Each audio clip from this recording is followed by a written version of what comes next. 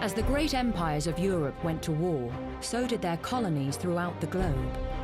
France brought Zouaves from Africa to Flanders. Britain brought in Canadians, South Africans, Anzacs, Australian and New Zealand Army Corps, and Gurkhas from India. In Africa, German colonial troops, the Schutztruppe, fought for their existence against Belgian, British, French and Portuguese attackers. Russia brought troops from Siberia to Europe. The Chinese Labour Corps worked behind the lines on the Western Front, and war flared throughout the Middle East. Millions of men from every corner of the globe fought in what was truly the First World War.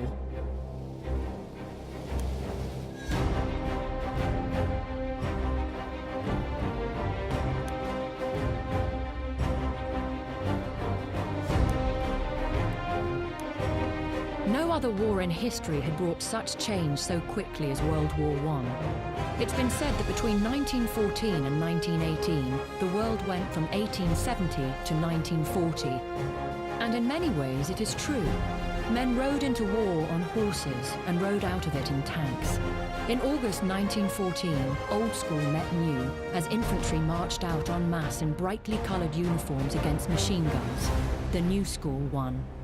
Airships and airplanes sailed the skies, submarines and battleships prowled the seas, and the biggest gun of all, the Paris gun, fired shells that were the first man-made objects to reach the stratosphere. Stormtroops, the creeping barrage, chemical warfare, the psychological warfare of bombing civilians far from the front. These were the hallmarks of the First World War. Even things we take for granted today, like the zipper, radio communications, sanitary napkins and soya sausages, became everyday conveniences because of the war. And medicine made greater progress in those 4 years than at any other time or after. As the victors redrew the map after the war, many countries we know today emerged. The post-World War was, in every respect, a new world.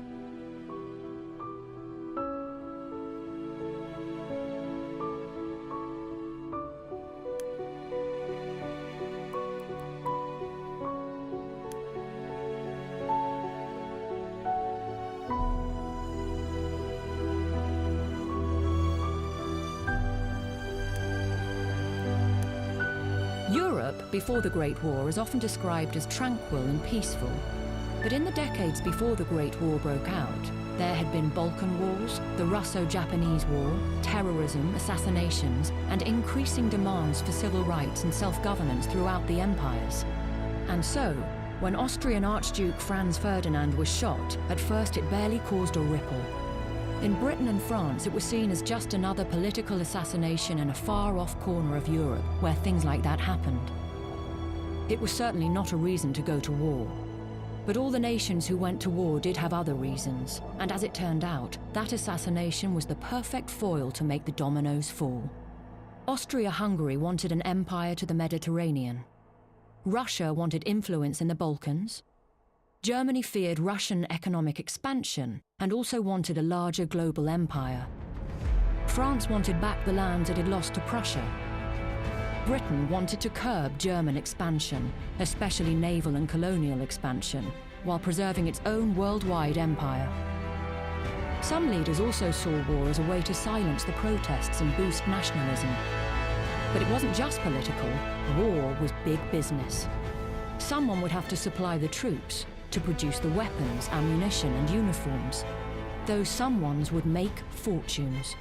It's no secret that the war created tens of thousands of millionaires, and it's no secret either that many business leaders urged their governments to war in 1914.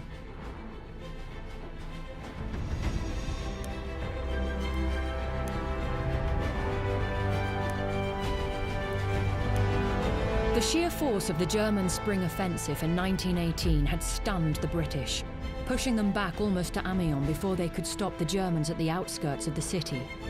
Amiens, as a logistics centre and railway hub, was vital to the British war effort and had to be held. The Germans captured the neighbouring village of Villiers-Bretonneux, and Amiens was bombed. But the German supply lines were stretched too thin to capitalise on their success, and a British-Australian counterattack drove them away. But the Germans weren't finished. On April 24th, a German A-7V tank appeared and broke through the British defensive lines, threatening Amiens. 3 British Mark IV tanks challenged it in the first tank-on-tank battle in history and held them at bay long enough for a squadron of Whippet tanks to appear. They drove off the Germans and the Amiens sector was saved.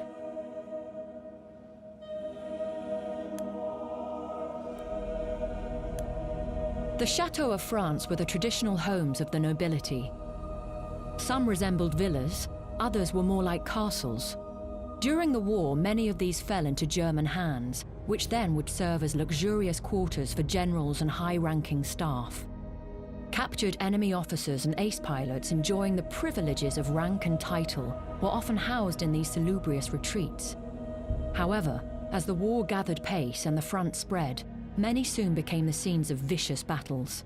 By 1918, many of them were in ruins, much like the old aristocracy itself.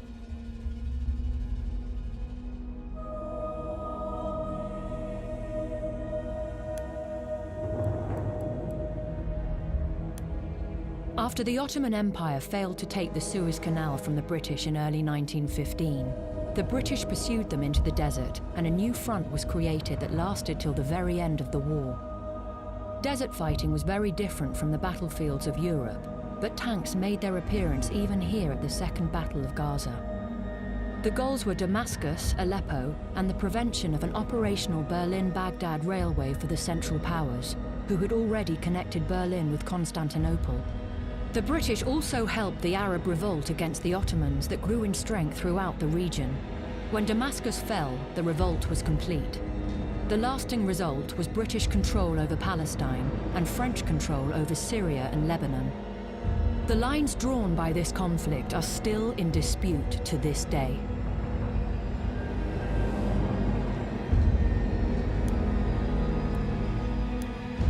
When the Ottoman Empire joined the Central Powers in early November 1914, the British Empire feared for the security of its oil wells, pipelines, and refinery at Abadan near the Persian Gulf. They moved to capture the Ottoman-controlled Al-Faw Peninsula, and the ancient fortress of Fao was the main Ottoman stronghold there. Within days of the Ottomans joining the war, a British naval fleet was in position and a joint marine attack with the Indian Expeditionary Force was launched. The walls of the fortress were breached by heavy artillery, allowing the Indian-British forces to seize the fortress in bloody hand-to-hand combat, taking the port of Fao the next day. This was the first action of the Mesopotamian campaign, which continued until the capture of Baghdad in 1917. The victory relieved all British concerns about the safety of their oil.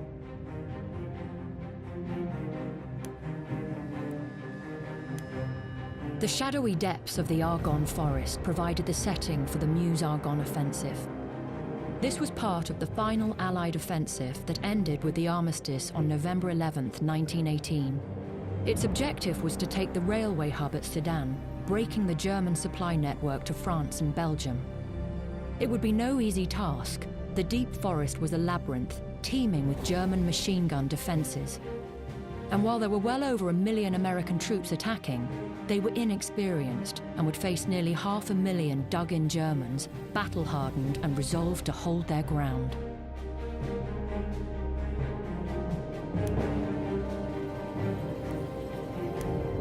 Once Italy joined the war, the Italian and Austro-Hungarian navies faced each other across the Adriatic Sea in a deadlock.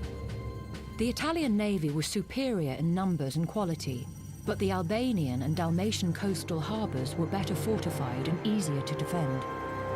Both sides concentrated their strategies on fast torpedo and gunboat battles. Highly mobile and able to threaten either navy attempting to leave harbour, they inflicted heavy damage using these raider tactics.